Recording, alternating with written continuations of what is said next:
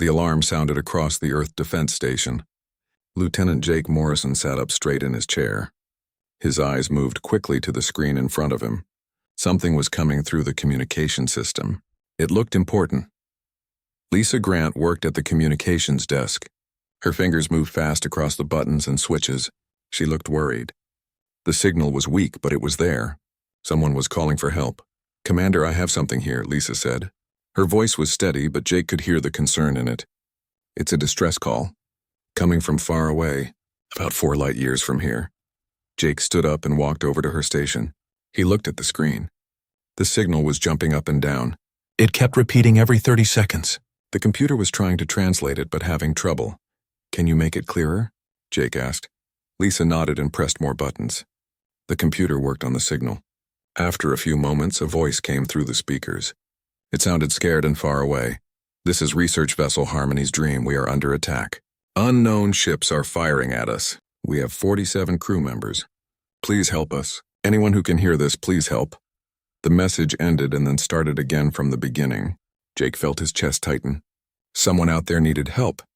They were being attacked and they were calling for anyone to save them. Jake had been in the military for 15 years. He had learned many things about the other species in space. Most of them came from nice planets. Their worlds had good weather and plenty of food. They never had to fight to survive. They built their homes and their societies around being peaceful and trading with each other. Earth was different. Humans called it home, but everyone else in space called it something else.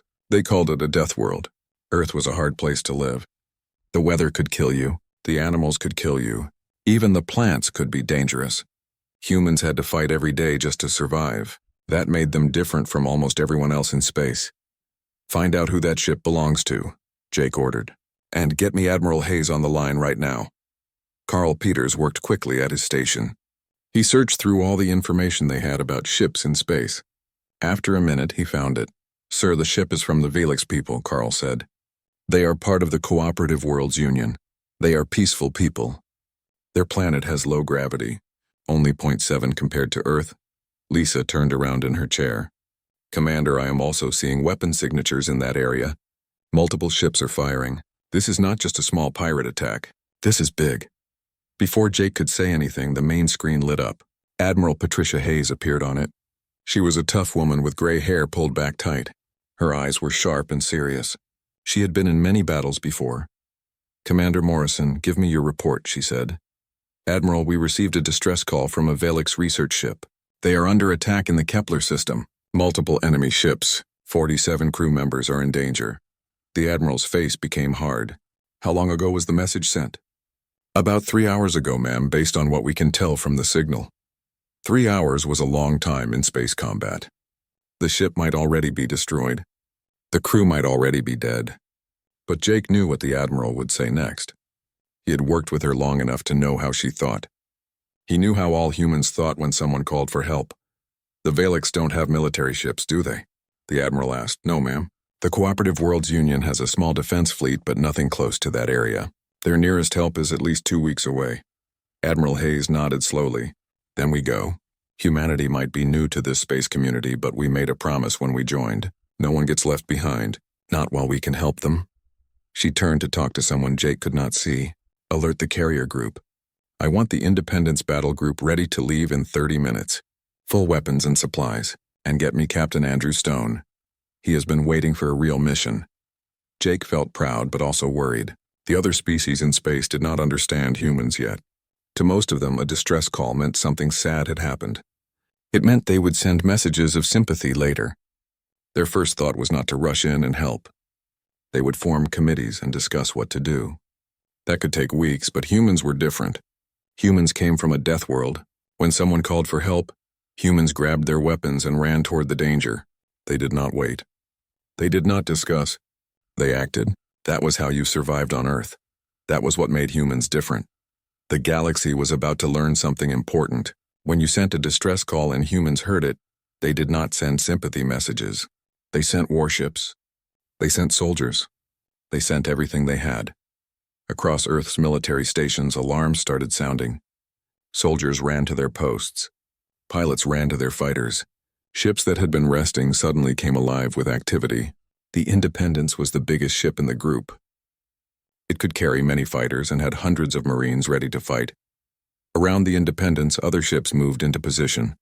2 destroyers with big guns, 3 frigates with electronic weapons, 1 supply ship with ammunition and fuel, and 1 heavy cruiser with thick armor that could take heavy damage. It was a lot of firepower to send for 1 distress call, but that was exactly the point. Captain Andrew Stone stood on the bridge of the Independence. He watched through the windows as his crew got everything ready. The Independence was new and powerful. It had the best weapons Earth could build. "All ships are ready to jump, Captain," said Commander Helen Price. She was his second in command. She was smart and had saved the crew many times before. Andrew nodded. "Tell Admiral Hayes we are ready." The Admiral appeared on his screen. "Captain Stone, you understand what you need to do?" "Yes, ma'am.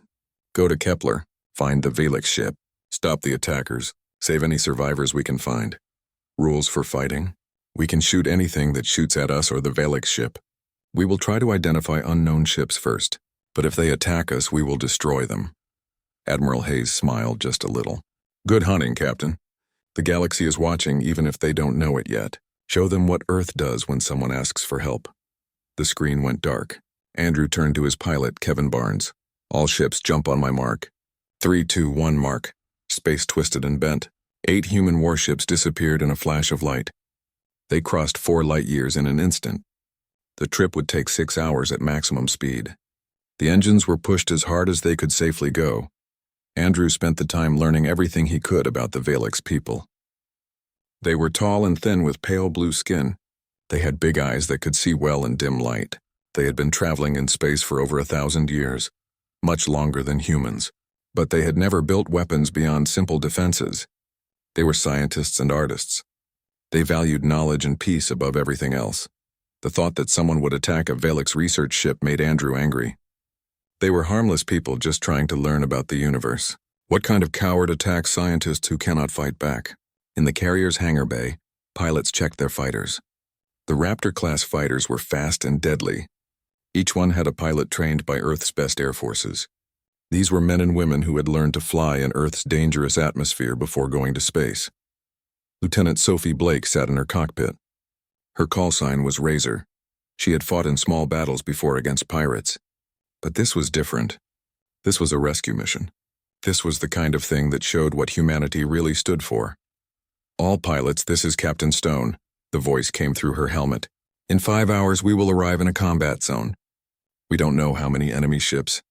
We don't know what weapons they have. Our job is simple. Save those scientists and make the attackers regret what they did. This is what we trained for. This is what we are good at. Let's show the galaxy what Earth does for its friends." Many voices answered at once, all saying yes and ready. Sophie felt her heart rate slow down and steady. She had trained for this her whole life. She was ready. Time passed slowly as the fleet raced through space toward the Kepler system. The Marines gathered in the troop bay of the Independence. There were 200 of them, all wearing powered armor.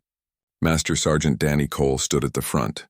He was a big man with a loud voice and many years of experience. "Listen up," Danny said. His voice carried easily across the large room. "We don't know what we are walking into. Could be pirates, could be slavers, could be something worse. Doesn't matter. Our job is to board that Velix ship if it is still there. We secure any survivors. We give them medical help. If the bad guys are still there, we remove them. Questions?" A young Marine raised his hand. He looked nervous. "Sergeant, what if the ship is already destroyed?" Danny's face became hard.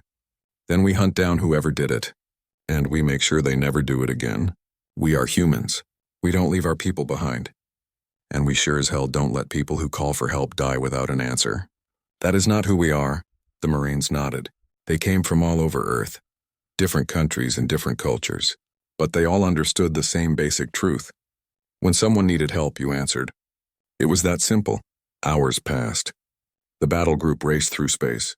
In the command center, officers studied everything they could find about the Kepler system. It was not special. Just a yellow star with 6 planets. None of them had life. The Velix had been studying the 4th planet because it had an unusual magnetic field. 2 minutes until we arrive, called out the navigation officer. Andrew stood up. He put his hat on his head. All hands battle stations. All ships combat formation when we arrive. Fighters launch as soon as we exit faster than light travel. I want eyes on everything in the system within 60 seconds. The bridge crew moved quickly. Weapons came online. Shields powered up to maximum. Point defense systems activated. The Independence was ready for war. 10 seconds. The ship shook slightly as the faster-than-light drive began to slow down. Arriving now. Space snapped back to normal. Alarm started screaming immediately. Contact! Multiple contacts, shouted the sensor officer. I am reading debris everywhere. Weapon signatures. And combat happening right now 200,000 kilometers away. On the main view screen they could see what was happening. The Harmony's Dream was floating in space. Its hull was broken open in many places. Air was leaking out into space. Around it 6 predatory-looking ships circled like sharks. They had dark hulls with strange symbols on them. The computer identified them as belonging to the Kraith Dominion. They were raiders and slavers who operated on the edges of civilized space. But the Valak ship was still showing power. It was still transmitting signals. Some of the crew was still alive. All ships weapons free, Andrew ordered. His voice was cold as ice. Fighters launch. Marines, get ready for boarding. Someone down there held on long enough for us to arrive. Let's make sure their courage was not wasted. The Independence's hangar bays opened. 80 human fighters poured out into space like angry wasps. Their engines burned bright as they accelerated toward the enemy. The Kraith commander was named Vexcor. He was enjoying himself. The Valak ship had been easy to disable. Its weak defense systems barely slowed his raiders down. Most of the crew had been killed in the first attack. His boarding parties were now rounding up the survivors. They would be sold in the slave markets for good money. It was routine work, profitable and simple. The Valaks were popular slaves because they were smart and did not fight back much. Once you broke their spirit, they made excellent servants. Commander, we are detecting something coming out of faster-than-light travel, his sensor operator said. He sounded bored. Probably another merchant ship. Vexicor barely looked at the display. Deal with it. If they are foolish enough to come here, take them too.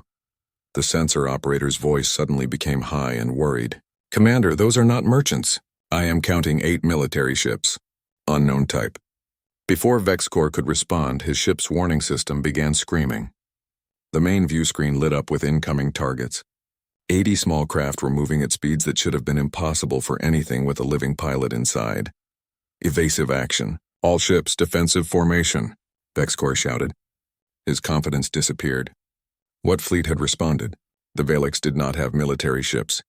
The Cooperative Worlds Union was weeks away. His question was answered when the first human fighter opened fire. Lieutenant Sophie Blake selected her target carefully. The Kraith raider was bigger than her Raptor fighter, but it moved slowly compared to her nimble craft. She squeezed the trigger.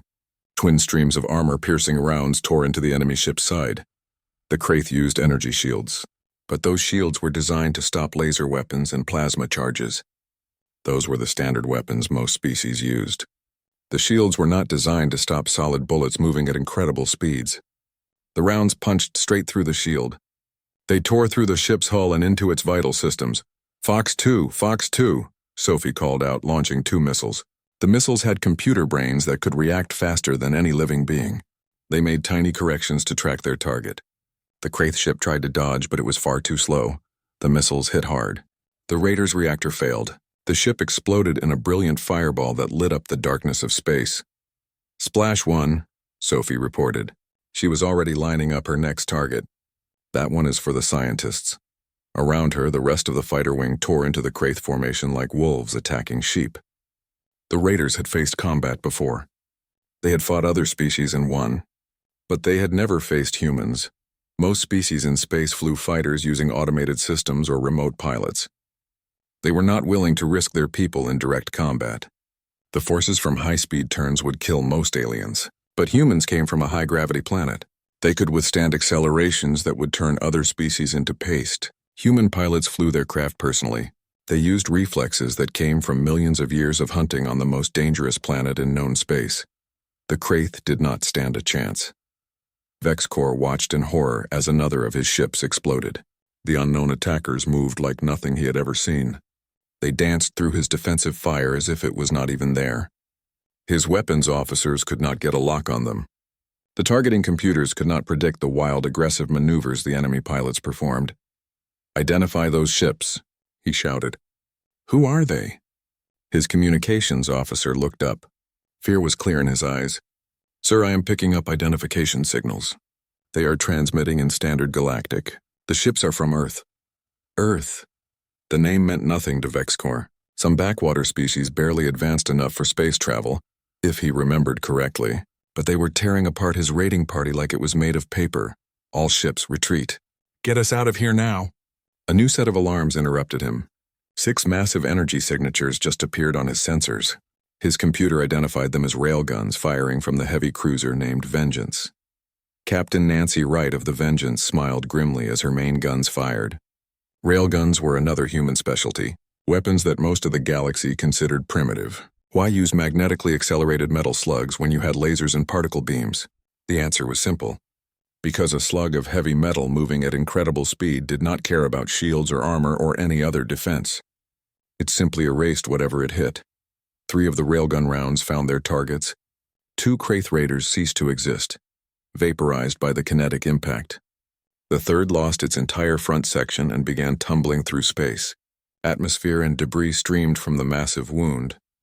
"Targets 4 and 5 are trying to jump to faster than light," reported the weapons officer. "Don't let them," Nancy ordered. "Fire at will." The Vengeance's secondary batteries opened up. They filled space with a storm of metal and explosives. One of the fleeing raiders made it into faster-than-light travel and vanished. The other was not so lucky. Its jump drive exploded as a shell found its mark. That left 1 Kraith ship. It was VexCorp's flagship. It was the largest of the raiders, built more like a small cruiser than a simple pirate vessel, but it was also damaged. Atmosphere was venting from many hull breaches where human fighters had attacked it.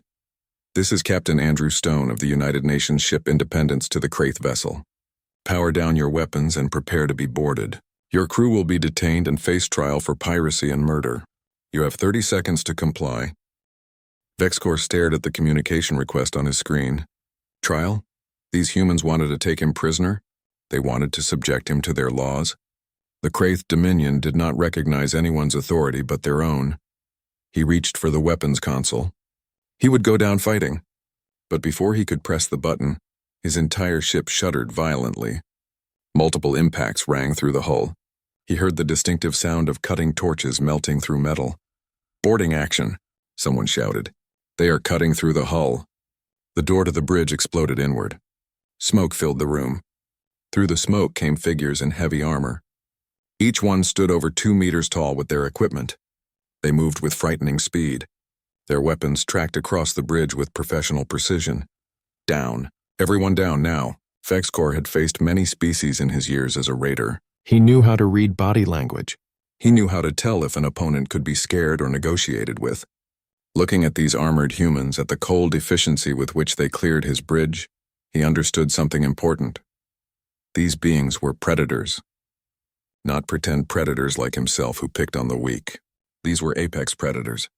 The kind that sat at the top of their world's food chain and defended it against all threats. He lowered his weapons and placed his hands on his head.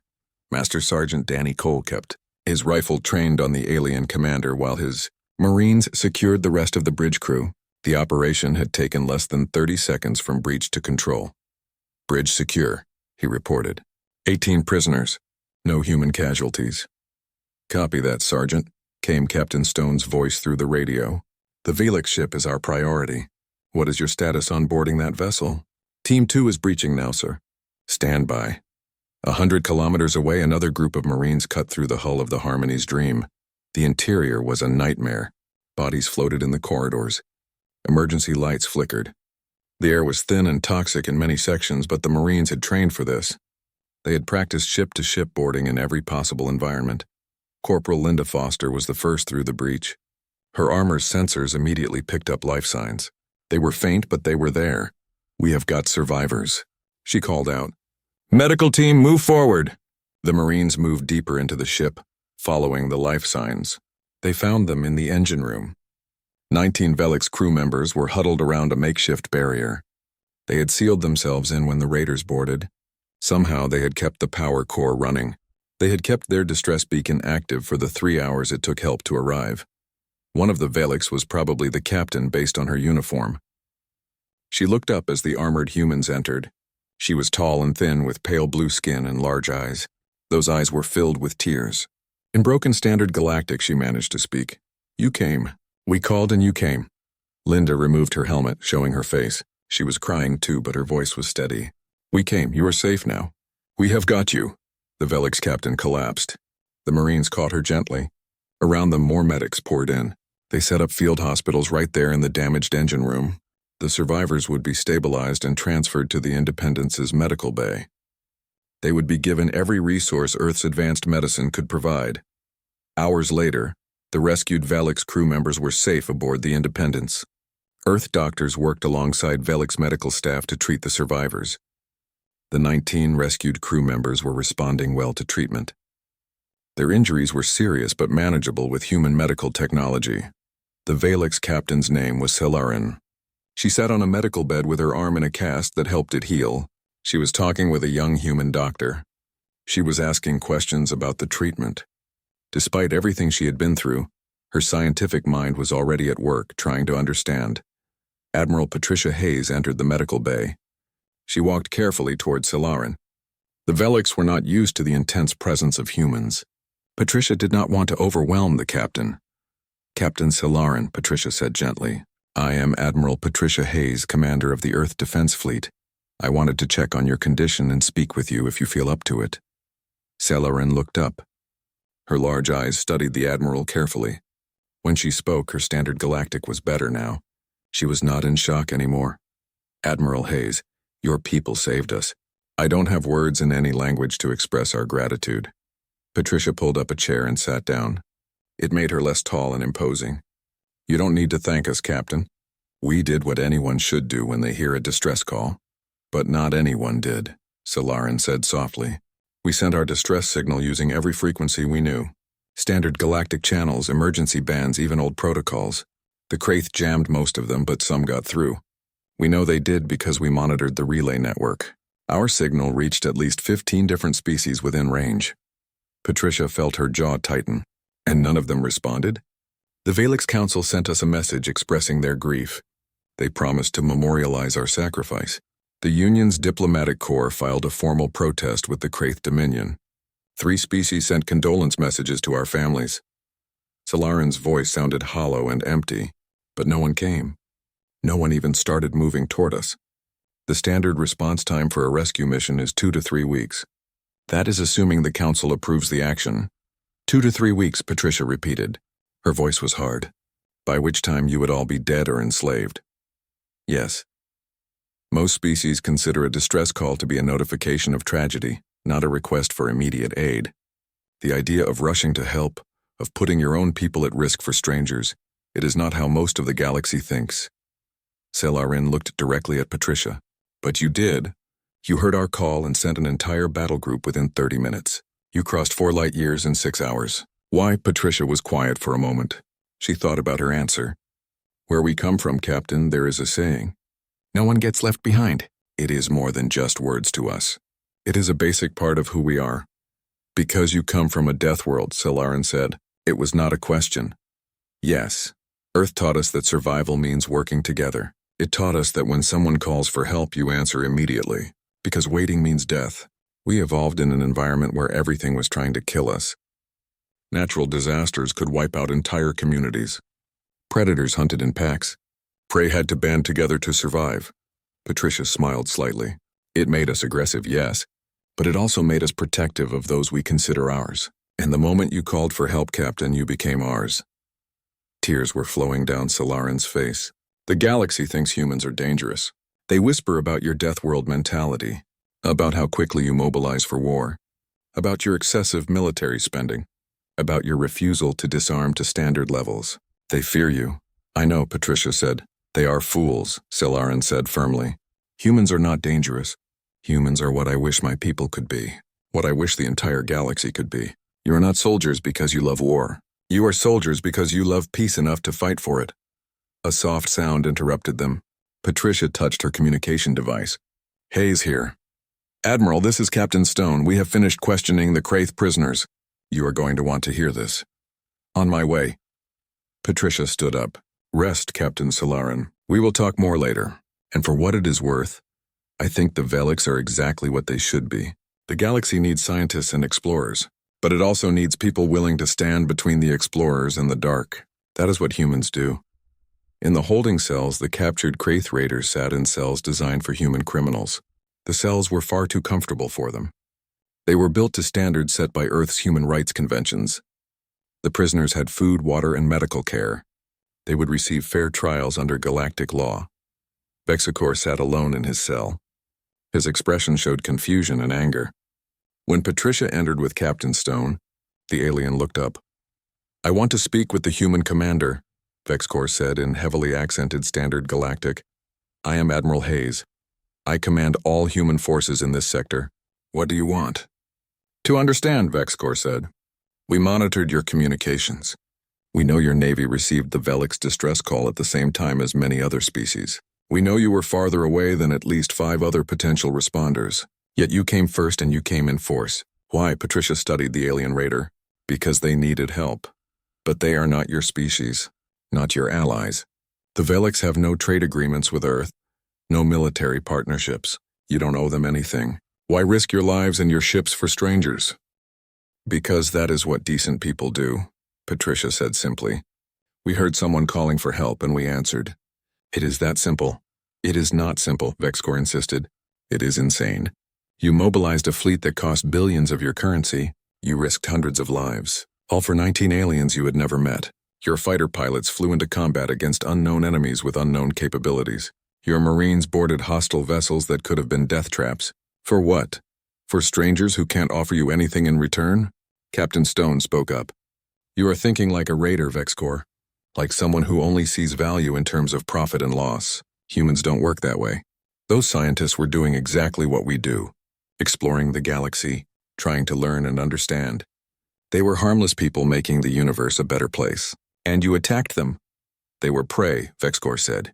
That is how the galaxy works. The strong take from the weak. It has always been this way. Not anymore, Patricia said coldly. You picked the wrong species to mess with. The Velix may be peaceful, but they called for help and we answered. Every human in the fleet would have done the same thing. It is not insanity. It is civilization. She leaned closer to the cell. Here is what is going to happen. You and your crew are going to stand trial under galactic law. We have documented everything. Every crime. Every piece of evidence. You will be prosecuted, and if found guilty, you will serve your sentence. But more importantly, we are going to make sure every pirate, every slaver, every raider in this entire sector knows what happened here. And what happened here? Vexicor asked. You attacked someone under Earth's protection and we destroyed you in less than 10 minutes. 5 of your 6 ships are debris. The 6 will be towed back to Earth space as evidence. Not a single human was killed. We didn't even have any serious injuries. That is the message going out right now to every criminal organization in 50 light years. Patricia straightened up. The Velix may not have a military, but they have something better. They have us. And if you mess with them, if you mess with any species that calls for help, humanity will hear it. And we will come. Not eventually, not after committees and debates, immediately, with overwhelming force. And we will end you. She turned to leave, then paused. Oh, and Vexicor? The one ship you had that escaped? We tracked it. We know exactly where it is going. We have already sent a task force to intercept it. The Kraith Dominion is about to learn that there is a new rule in this galaxy. Play nice or deal with the humans. As Patricia left the holding area, Captain Stone walked beside her. Ma'am, the Galactic Council is requesting an urgent meeting. They are concerned about our aggressive response to the situation. Patricia laughed, but there was no humor in it. Of course they are. Set up the call. Let's see if we can teach some politicians about what it means to actually protect people, instead of just talking about it. The Galactic Council meeting took place through holographic communication. Representatives from over 40 species gathered in virtual space. Patricia appeared as a solid hologram. Her uniform was crisp and her bearing was military. The council speaker was a gas being named Wixtaral. He was from the diplomatic caste of Helion 4. He addressed Patricia with what passed for concern among his species. Admiral Hayes, the Council has reviewed your actions in the Kepler system. While we appreciate your rescue of the Velix crew, We must express concern about the excessive force employed. 5 ships were destroyed with hundreds of lives lost. Surely a more measured response was possible. Patricia kept her expression neutral. Speaker Wixteral, with respect. Those raiders were actively attacking a ship full of scientists. They had already killed 28 crew members and were enslaving the survivors. A measured response would have resulted in more deaths. Nevertheless, another representative spoke up. This one was a Lithian from the core worlds. Your actions set a dangerous precedent. Mobilizing military forces without council approval. Engaging in combat without exhausting diplomatic options. This is the behavior the council was concerned about when Earth joined the galactic community. Diplomatic options? Patricia's voice took on an edge. Counselor, those scientists sent out a distress call that reached 15 different species before it reached us. Not one of them responded. Not one even tried. They sent condolences and filed protests and prepared memorials. But they didn't send help. Because the proper protocol is to contact the council, Wixteral said, to discuss appropriate responses, to ensure that any military action is proportional and justified. Your protocol would have gotten those people killed, Patricia said flatly. How long does your standard response take? 2 weeks, 3? Those scientists had hours at best. If we had followed your protocol, we would have arrived just in time to find bodies and wreckage. You cannot know that, the Lithian representative argued. Yes, I can, because that is what always happens. You species from gentle worlds, you have forgotten what it means to face real danger. You have built a society that is so comfortable, so safe, that you have lost the ability to act quickly when it matters. You debate and discuss and form committees while people die. The council chamber erupted in protest. Dozens of representatives objected at once. Patricia waited for the noise to die down. Let me make something very clear, she continued. Earth joined the galactic community because we believe in cooperation and mutual defense. We respect the council's authority and will work within your framework whenever possible. But we will not stand by and let people die while we wait for permission to help them. That is not who we are. Then perhaps Earth is not ready for galactic civilization, the Lithian said coldly. Or perhaps, a new voice spoke up, galactic civilization is not ready for threats that exist in the real universe. Everyone turned to see Captain Selarin, the Velic scientist appearing in the council chamber. She stood tall despite her injuries. Her presence commanded attention. Captain Selarin, Wixteral said with surprise, we did not expect you to attend this session. I represent the 47 crew members of the Harmony's Dream, 19 of whom are alive because of humanity's actions. I have something to say and the council will hear it. She turned to address the full assembly. For 3 hours I watched my crew die. I listened to their screams as the Kraith tortured them. I held my communications officer as she bled to death, promising her that help was coming, knowing it was a lie. I sealed myself and 18 others in the engine room, knowing we would die when our air ran out. Her voice grew stronger. And I sent out a distress call. I sent it to everyone I could reach, to the Union, to neighboring species, to anyone who might hear. And do you know what I received? Messages telling me that appropriate responses were being formulated, assurances that the council would investigate after the incident was over. Condolences for my imminent death, she pointed at Patricia. And then I received a message from a species I had never met. It said, "This is the United Earth Fleet, we hear you. We are coming, hold on." And 6 hours later they arrived. Not with diplomatic notes or expressions of concern, with warships and fighters and marines who cut through our hull to pull us out of hell. The council chamber was silent. The humans didn't ask permission, Selarin continued. They didn't form a committee or debate the appropriate response. They heard people in danger and they acted. Immediately, decisively, effectively. That is not dangerous or aggressive. That is what heroism looks like. She turned back to Wixteral. The council wants to punish humans for being willing to fight? For being ready to help? Then the council is broken. Because a civilization that won't protect the innocent is not civilized at all. It is just a gathering of cowards hiding behind pretty words. With that, Selarin ended her transmission and disappeared. The silence stretched for a long moment. Then slowly other voices began to speak up. Not all agreed, but several representatives spoke in support of humanity's actions. Some were from species with their own painful histories, species that remembered what it was like to need help and not receive it. The debate continued for many hours. Patricia sat through all of it, answering questions and defending humanity's actions. By the end, the council had not reached a final decision, but something had changed. The conversation had shifted from whether humans were too aggressive to whether the current system was adequate to protect people in danger. 3 months passed after the rescue at Kepler. Lieutenant Commander Jake Morrison stood in the observation deck of Earth Defense Station Olympus. He watched something that would have been impossible a year ago. 7 Velix research vessels moved in formation with a small human escort. They were heading out toward the frontier systems to continue their scientific work. But now they were not alone. Each research ship had been given improved defensive systems. These systems were designed and installed by human engineers working with Velix technicians. More importantly, each ship had a direct link to Earth's rapid response network. If they found danger, help would arrive in hours, not weeks. "It is a good sight," said a voice beside him. Jake turned to see Captain Solarin. She had fully recovered from her injuries. She had spent the past 3 months on Earth working with the defense fleet. Together they developed new protocols for protecting scientific vessels. "How does it feel to be heading back out there?" Jake asked. Solarin smiled. She had learned that expression from her time with humans. "Terrifying, exciting, necessary. The universe is vast and full of wonders, Commander Morrison. My people have spent 1,000 years studying it in peace. We are not going to stop now just because we learned that dangers exist. You are braver than people give you credit for," Jake said. "Or perhaps we learned courage from watching humans." She looked at him seriously. Before Kepler, the Velix believed that peaceful species were superior to aggressive ones. "We looked down on cultures that maintained militaries. We looked down on those who trained for war. We looked down on those who refused to fully disarm. We thought we were more evolved. And now I understand that peace is not the absence of the capacity for violence.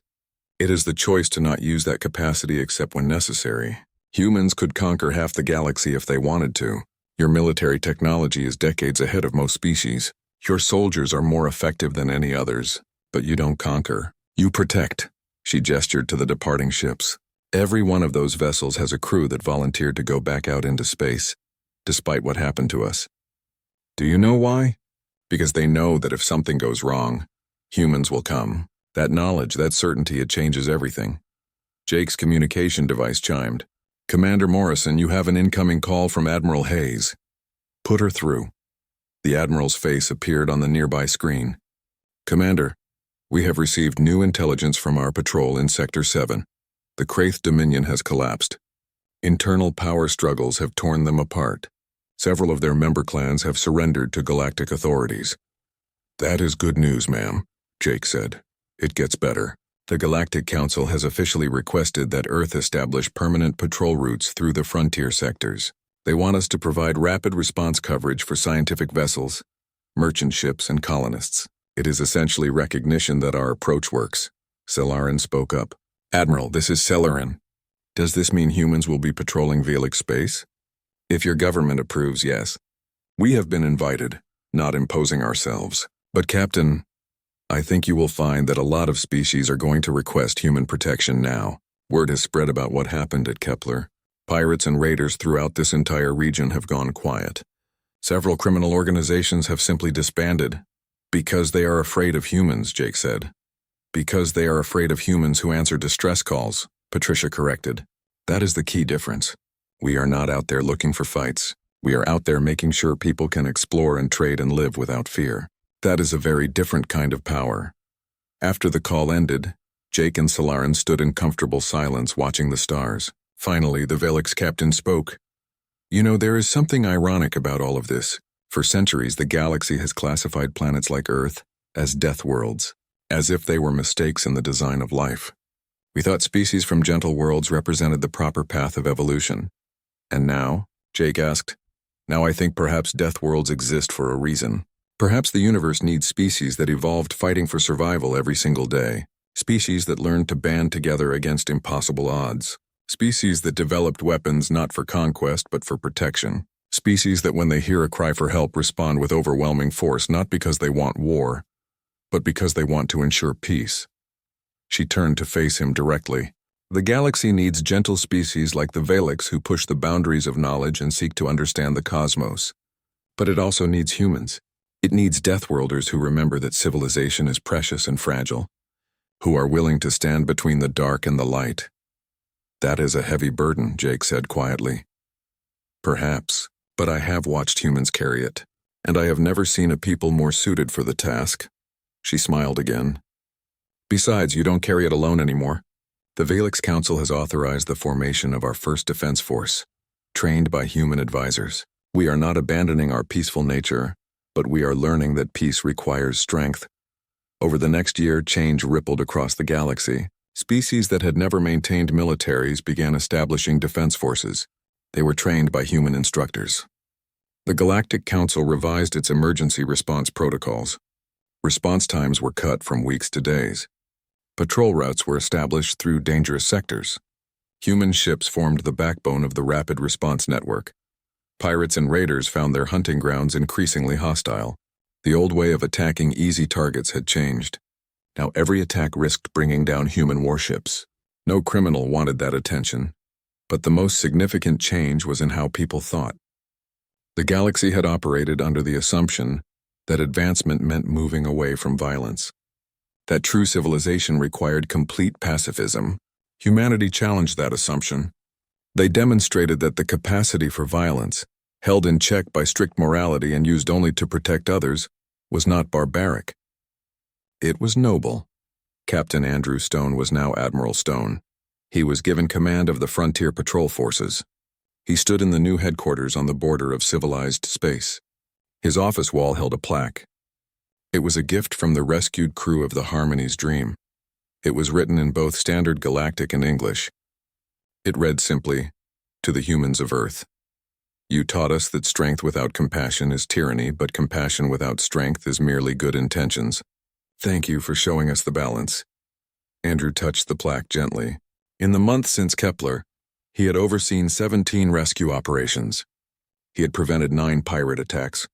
He had helped establish safe corridors for trade and exploration throughout the sector. Not a single civilian ship under his protection had been lost. His communication device chimed. "Admiral Stone, we are receiving a distress call from a Helian merchant convoy 2 systems over. Raiders are attempting to board them." Andrew was already moving toward the command center. "Sound general quarters. All ships prepare for immediate launch. And someone send a message to those merchants." "What should we tell them, sir?" Andrew smiled, remembering the first message Jake had sent to the Harmony's Dream. "Tell them we hear you. We are coming. Hold on." 2 hours later, another group of raiders learned the same lesson the Kraith had learned. When you attack someone in human-protected space, you don't get a committee. You don't get a debate. You don't get a stern warning. You get a fleet of warships crewed by Deathworlders who take the safety of innocent people very seriously. The galaxy was learning slowly but surely that the rules had changed. The age of easy prey was over. The frontier was no longer lawless because humanity had brought something most species had forgotten. The understanding that freedom and safety are not free, that exploration requires protection, and that when someone calls for help, you answer immediately. To the Deathworlders, an alien distress call meant war, but it also meant hope. It meant that in a vast and sometimes cruel universe, there were people who would fight for strangers, who would risk everything to protect the innocent, who understood that civilization was not measured by how peaceful you were in times of ease, but by how fiercely you defended others in times of crisis. Earth had taught humanity many harsh lessons.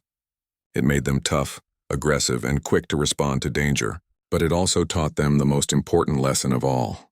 Those who could fight had an obligation to protect those who could not. And humanity took that lesson to the stars. 20 years passed after the incident at Kepler.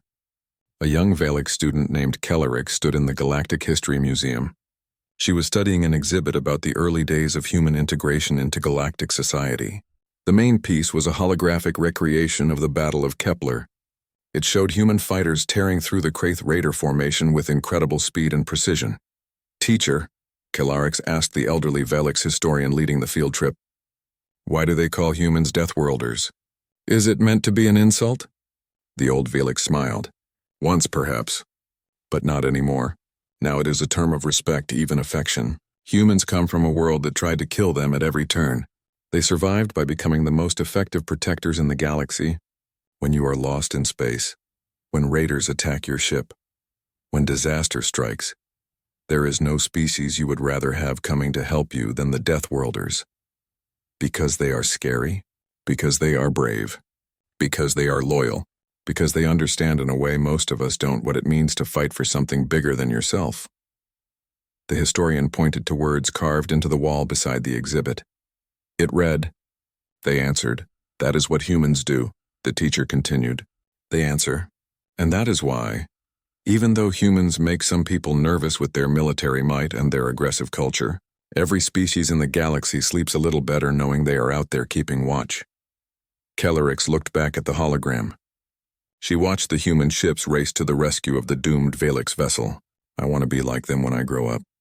The old teacher laughed softly. "Many young ones say that now. And you know what?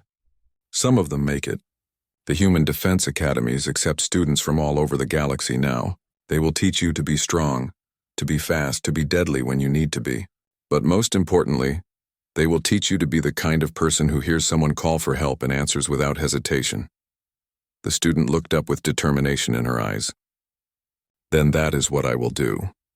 As they moved on to the next exhibit, the old teacher glanced back at the hologram one more time. She had been there aboard the Harmony's Dream.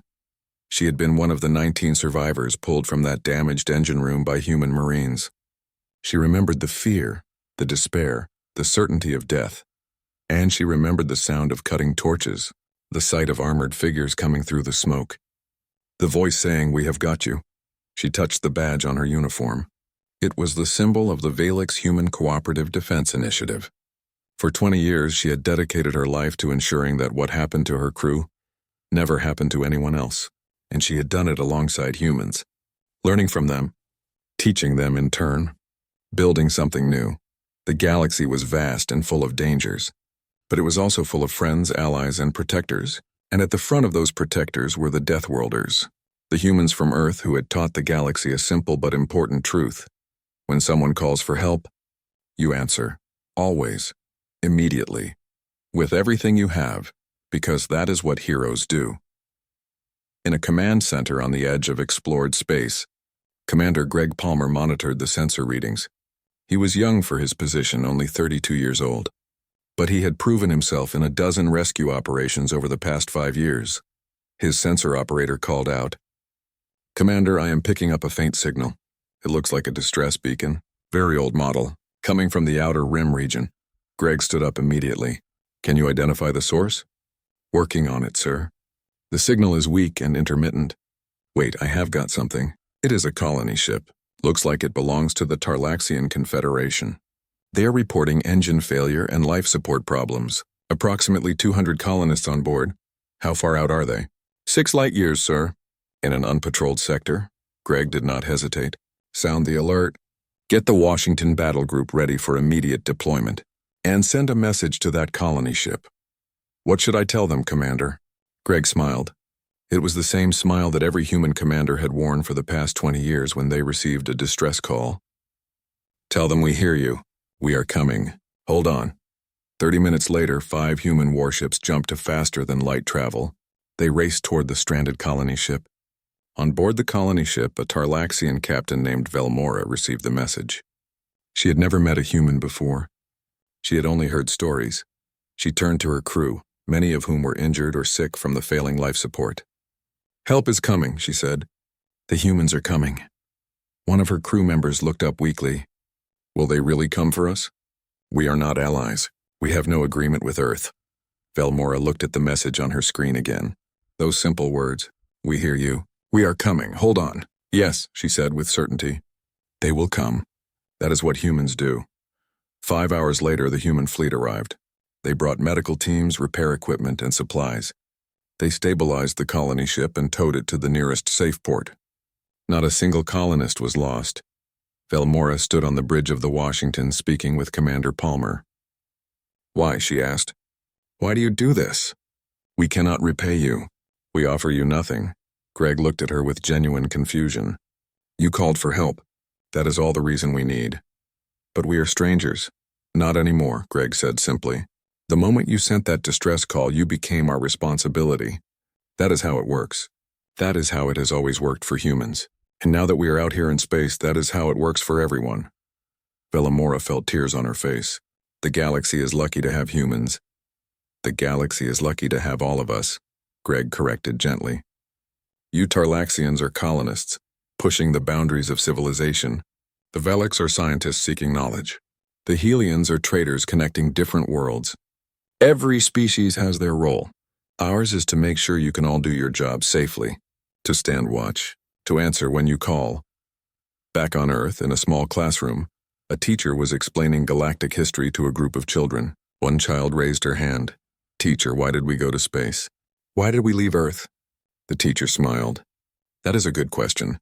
We went to space for many reasons. To explore, to learn, to find new resources. But most importantly, we went because out there in the vast darkness there were people who needed help. People who were alone and afraid. People who were calling out and no one was answering. And we answered?